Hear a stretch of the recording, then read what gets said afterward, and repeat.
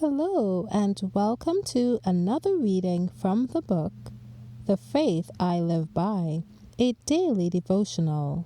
Today's reading is entitled, A Special Resurrection, June 25th.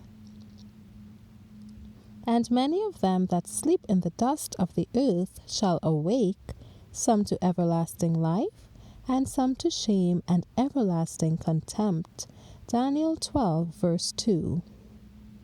It is at midnight that God manifests his power for the deliverance of his people. The sun appears, shining in its strength. Signs and wonders follow in quick succession. The wicked look with terror and amazement upon the scene, while the righteous behold with solemn joy the tokens of their deliverance. Everything in nature seems turned out of its course. The streams cease to flow. Dark, heavy clouds come up and clash against each other.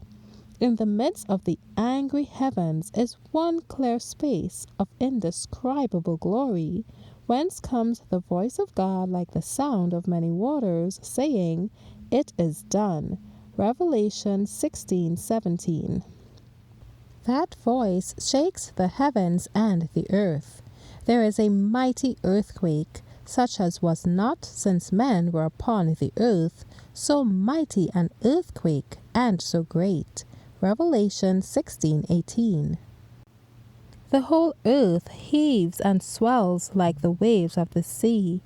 Its surface is breaking up. Its very foundations seem to be giving way.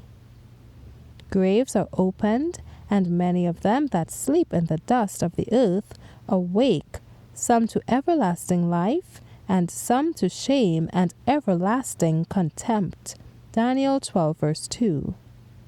All who have died in the faith of the third angel's message come forth from the tomb glorified to hear God's covenant of peace with those who have kept his law.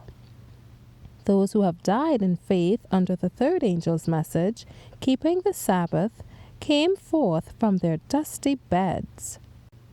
They also which pierced him, Revelation 1:7, those that mocked and derided Christ's dying agonies, and the most violent opposers of his truth and his people, are raised to behold him in his glory, and to see the honor placed upon the loyal and obedient.